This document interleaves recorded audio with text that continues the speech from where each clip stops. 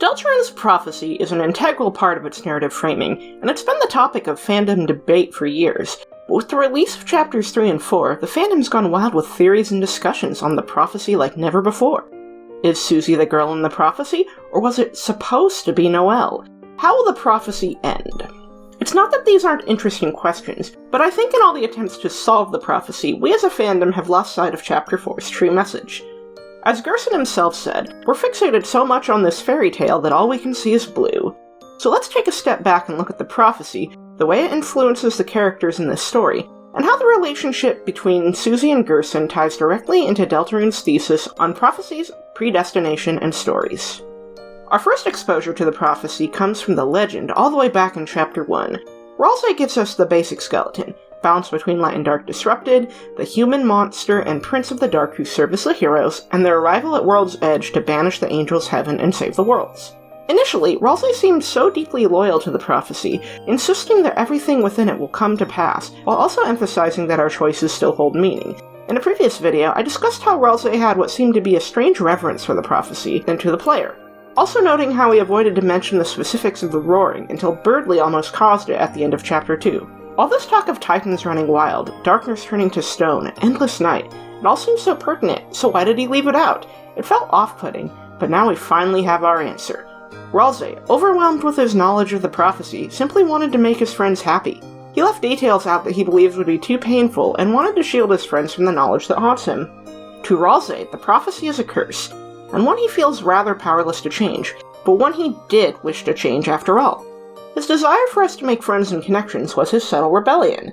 This completely flips the script on what we thought about Ralsei for all these years. Rather than being a pure loyalist, Ralsei wants to believe it can change, but also feels powerless to change the prophecy. He's swimming against the river's current, unable to find his way back to shore. And I think this makes for a fantastic foil to Chapter 4's messages, but more on that later. While the prophecy is this forbidden knowledge that defines every facet of Ralsei's existence, it's just as powerful in the light world.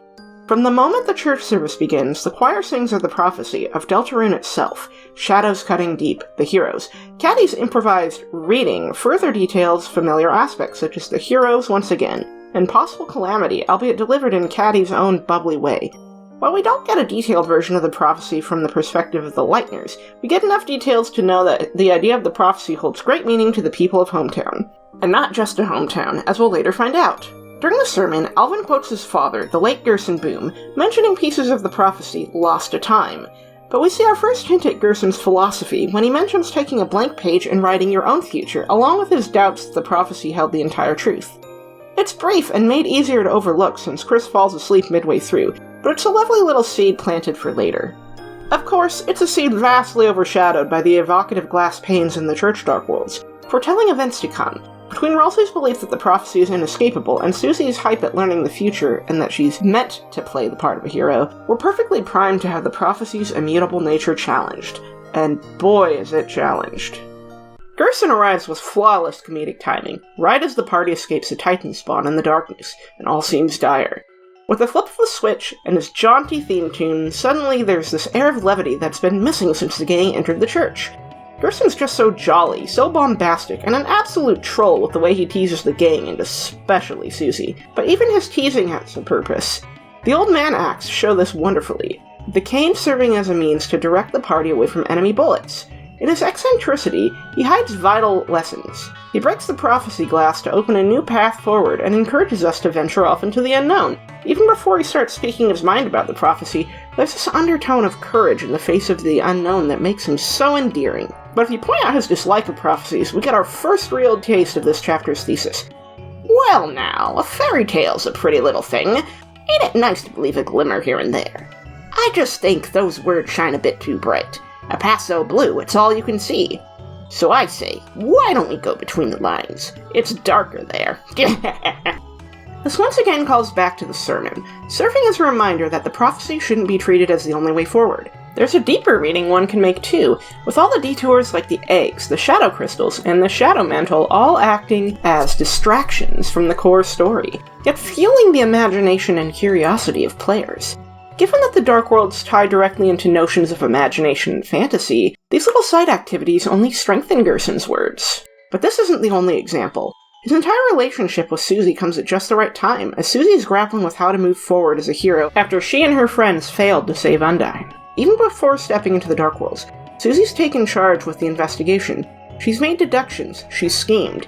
This puts her in stark contrast to Chris, who, while also deeply attached to Susie and prone to take place in her mischief even without our inputs, still remains beholden to the whims of Carol and or the Knight. Unless Carol is the Knight, but that's a topic for another video. Chapter 4, more than the chapters before, places Susie in the role of protagonist, with her personal journey and struggles at the forefront. This creates such a fascinating tug-of-war between Susie's independence and her desire to learn more about the prophecy. On one hand, the fun and games of the Dark Worlds have washed away, replaced with genuine danger and stakes. To that end, prophecy paves a path for her to follow and gives her stability and a sense of purpose. And it makes sense, given what we learned about Susie in these chapters. She was mistreated wherever she went, never made lasting friendships, and her later story about the piano and the plaza really emphasizes her pain. Being told she can't play, being yelled at for not singing hymns correctly, it's all been beaten into her so many times that at the start of the game she's accepted her bad girl image and lives up to it. Now she's finally growing to embrace her compassion, her hope, and her ability to break the rules. We already saw this in Chapter 3, when she switched the controllers and urged Ralsei to take control. She refused to accept that Ralsei was just an object, something subservient to her and Chris, just as she refused to accept the idea of Tenna getting thrown out and sought to find a new home for him instead. Ralsei's room is empty because he doesn't believe he needs or deserves his own belongings or identity. That won't do. Better fill up the room to show Ralsei that he's more than his role in the prophecy. The same applies to Chris. When she saw how barren their side of the room was, she took one of Azriel's star decorations and threw it on their side. To say nothing of how she expresses genuine concern over a bloodstain on the floor that even Toriel seemed to overlook. Susie doesn't let rules or expectations stop her. She does what she wants. Even in Chapter 1, she ignored orders and acted as one of the bad guys rather than being the perfect prophetic hero. While she eventually did come around, her growth as a hero happened on her own terms, due to her own strength. She's the one who unlocked R and S action, refusing to just follow orders and rely on Chris alone. This went starkly in contrast with Ralsei, who believed Chris should be the one directing them to act. This happens again in the city, with her dragging Ralsei off rather than letting us choose who to go with. Ralsei tries to give Chris, as well as us, agency, but Susie's agency overshadows it in that moment. Ralsei has ideas of how the story should go and the roles each of them should play, even if he does encourage some degree of choice.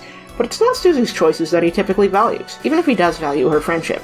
We see that sort of conflict arise again here, when Susie tries to heal, but Ralsei overshadows her. It's like the hymns and the pianos all over again. Susie is being excluded from something she cares about, even if Ralsei isn't intentionally hurting her. It's possible that Ralsei just doesn't want her to be disappointed because she's not as good at healing. But by robbing her of the chance to try, it tanks her self-esteem. Susie doubts she should be anything more than what she knows she's good at. She needs someone who's willing to defy expectations and encourage her to follow her heart. She needs Gerson Boom. Gerson does something so vital for Susie. He believes in her without hesitation. In every one of their interactions, he imparts a lesson, even if that lesson sneaks in through teasing and trolling. He goads her into healing Jackenstein.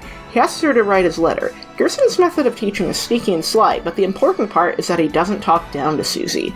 He challenges her, but does so in a kind way where she knows she's appreciated and that it's okay for her to be imperfect. For Susie, who's chasing after this idealized idea of the prophecy and the idea that she's a preordained hero, Gerson nudges her closer to going between the lines. He breaks the glass because no one else will, and these children need to learn how to chart their own course before the prophecy swallows them whole. Little by little, Gerson helps her along. His battle teaches her persistence and strongly incentivizes strengthening her healing, since Gerson steals your items if you try to use them instead. It's a test of endurance, not only due to the difficult attacks, but due to the gradual growth of OK Heal, which is contrasted by the way that Gerson's attacks grow weaker the lower Susie's HP drops. He doesn't actually want to hurt her, he wants her to learn and grow. But even in the heat of battle, he imparts more lessons by way of summarizing his book series, The Lord of the Hammer. And it's here that we learn that Lord of the Hammer is based on the prophecy, albeit with its own creative spin. Each chapter he lays out aligns with the chapters we've played, which allows us to connect our own experiences in the story with Gerson's work, but also predicts what's to come. Yet again, it's tempting to let the fairy tale dictate everything. There's comfort in knowing what to expect.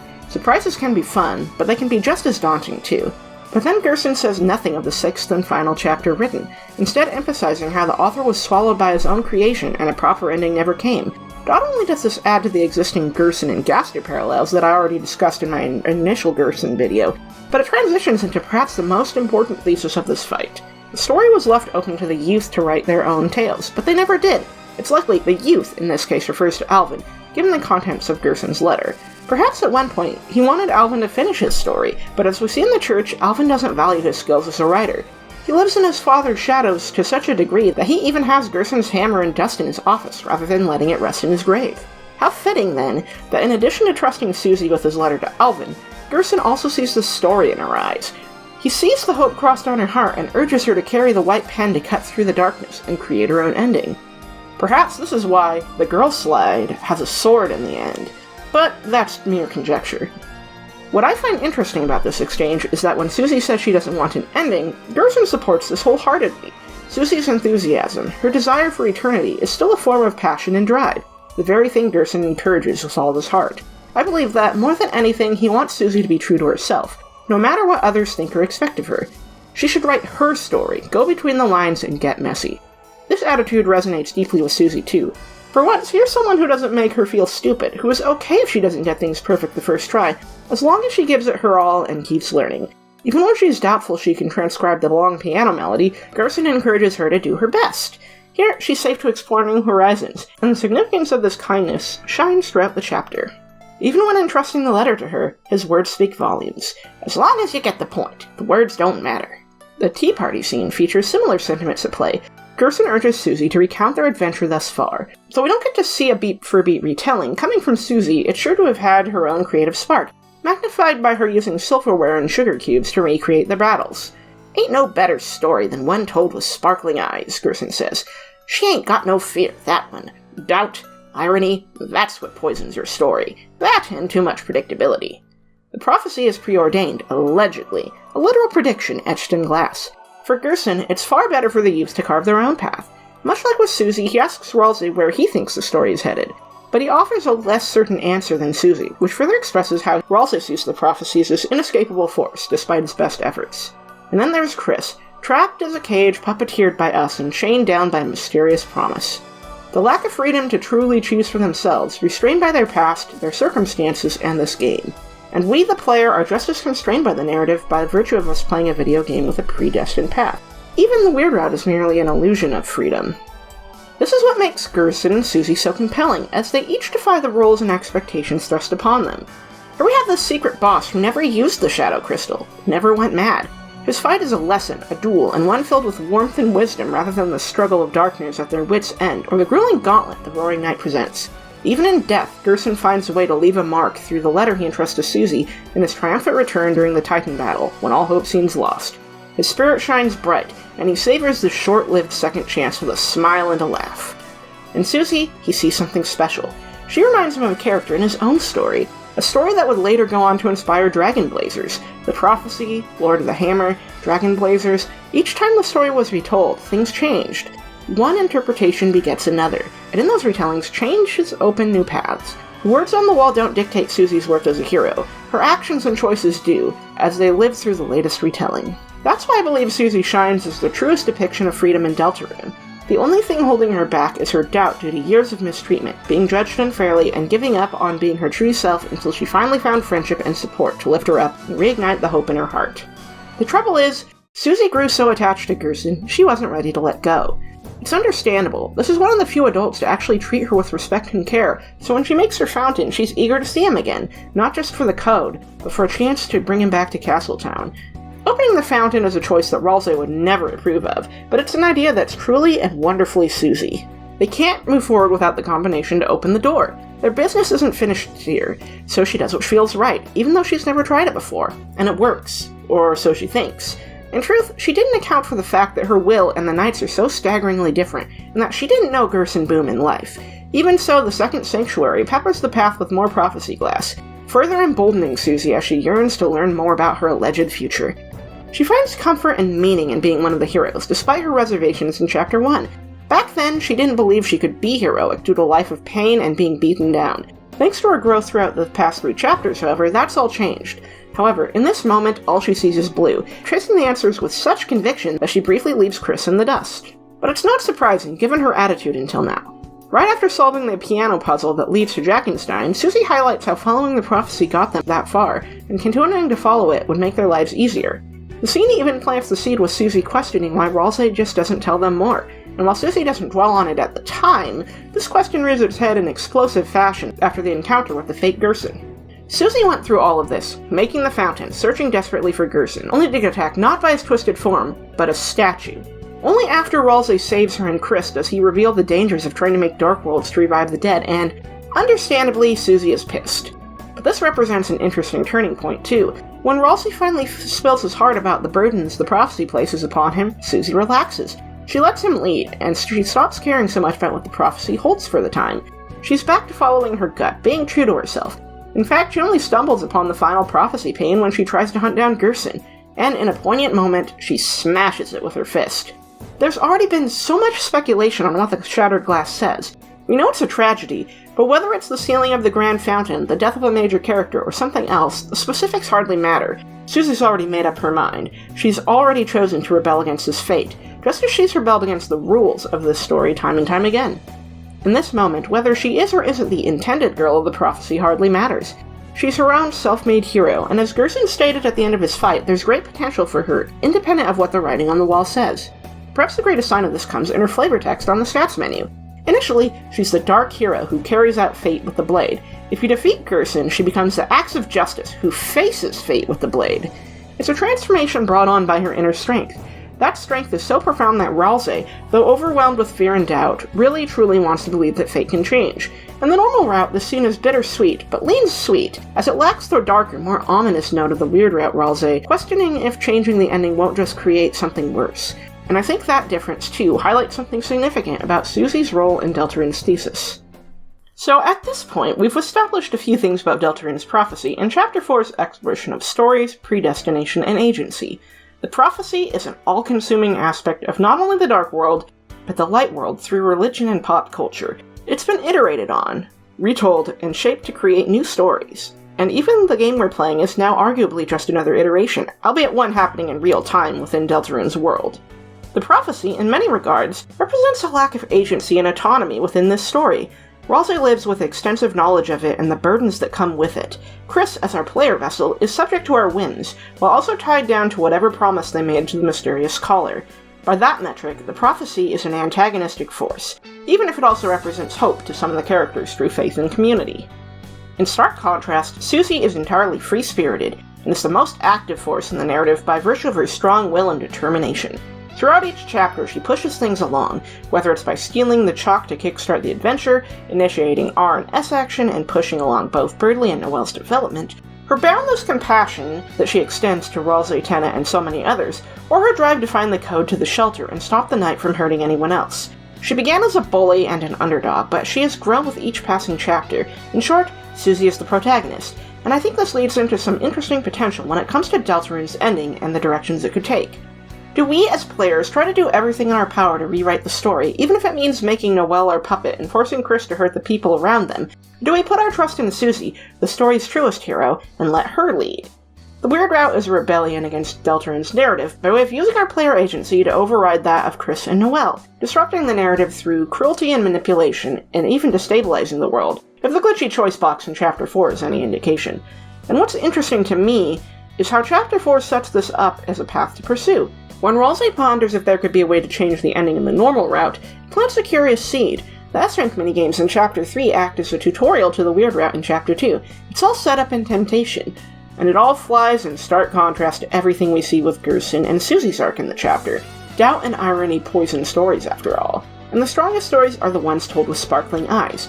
In a way, it's a test for us. Can we handle a story that doesn't technically revolve around us? What's more important to us when engaging with video game narratives, our own personal freedom or getting immersed within the story the author concocted for us? Can someone besides the player character make a meaningful change? If so, then isn't it worthwhile to support her and see where the story goes? I, for one, look forward to seeing where Deltarune heads in Chapter 5 and beyond, now that the prophecy has been built up as its own form of antagonist, and perhaps even a greater one than Carol and or the Knight, by virtue of its imposing presence on everything we've seen thus far.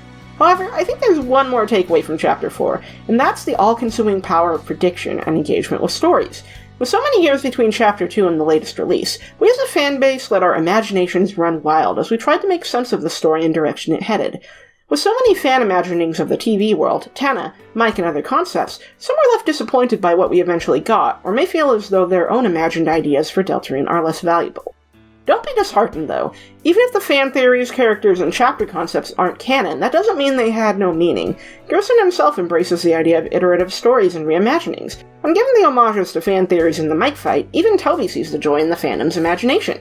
But please feel free to share your thoughts on Deltarune's prophecy in the comments, as well as any predictions you have going forward.